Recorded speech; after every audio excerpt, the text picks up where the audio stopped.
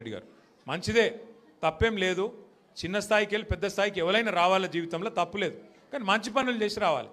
లంగ పనులు చేసి, దొంగ పనులు చేసి, బ్యాగులు మోసి, సంచులు మోసి, దొరికిపోయి జైలుకు పోయి మళ్ళీ అదేదో పెద్ద గొప్ప విషయం అన్నట్టు మళ్ళీ దానికి పోజులు కొట్టుకుంటా.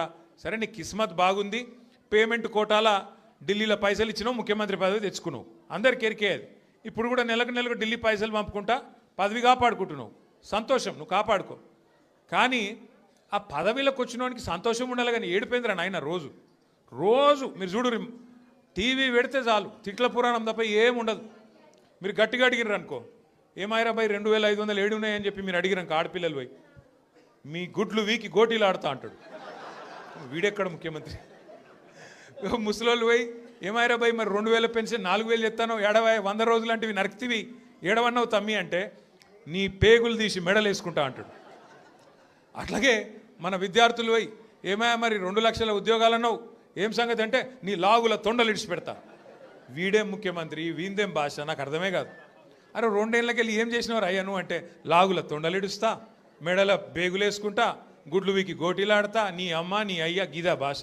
మాకు రాదా భాష? మాట్లాడమంటావా? హైదరాబాద్లో పెరిగినోని నేను. మాట్లాడమంటే ఉర్దూలా, హిందీలా, తెలుగులా, ఇంగ్లీష్లా పొల్లు తిట్టే తెలివి నాకు కూడా ఉంది, మాకు కూడా వస్తుంది భాష. హైదరాబాద్ గల్లీలలో పెరిగిన నేను, నువ్వేడో ఊరికెళ్ళి వచ్చినావు. సరే రా, పర్వాలేదు, నీ అదృష్టం బాగుంది, ముఖ్యమంత్రి అయినావు, చేయి. రోజు ఏడుచుడు ఎందుకు? మేము ప్రతిపక్షంలో ఉన్నాం, నువ్వు అధికారంలో ఉన్నావు. ఇక అంటారు చూడదు సామెత, కనకపు సింహాసనం మీద శునకం కూర్చోబెట్టినట్టు నిన్ను ఆడ కూర్చోబెట్టిన పాపానికి రోజు అరసుడే.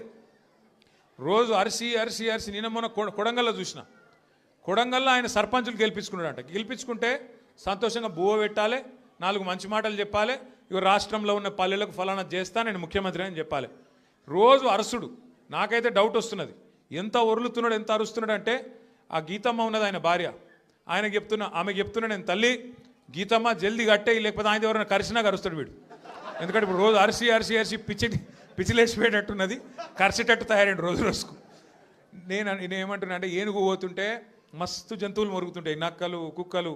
మనం పెద్ద పట్టించుకునే అవసరం లేదు. మనం ఒకటే, కేసీఆర్ లాంటి ఏనుగు ఆయన ఎంత స్థాయి మనుషులు నేను మీకు చెప్పాల్సిన అవసరం లేదు. ఇలా ఆయన తిడుతా ఉన్నాడు తెల్లారలేస్తే. ఒకరోజు ఆయన చచ్చిపోవాలని కోరుకుంటాడు, ఇంకో రోజు ఆయన కాలు ఇరిగింది అంటాడు, ఇంకో రోజు ఇంకేదో అంటాడు. అరే అయ్యా, నువ్వు ముఖ్యమంత్రివి, చెయ్యి. నువ్వు శపథాలు చేస్తున్నావు కదా, కేసీఆర్ను మళ్ళీ లేకుండా చేస్తా, మళ్ళీ రాకుండా చేస్తా అంటున్నావు కదా. నిజంగా నీకు నిజంగానే నీకు సత్తా ఉంటే, నిజంగా నీకు అంత టాలెంట్ ఉంటే చెయ్యి శపథం. 1,00,000 మంది ఆడపిల్లలకు రేపటి నుంచే నెలకు 2,500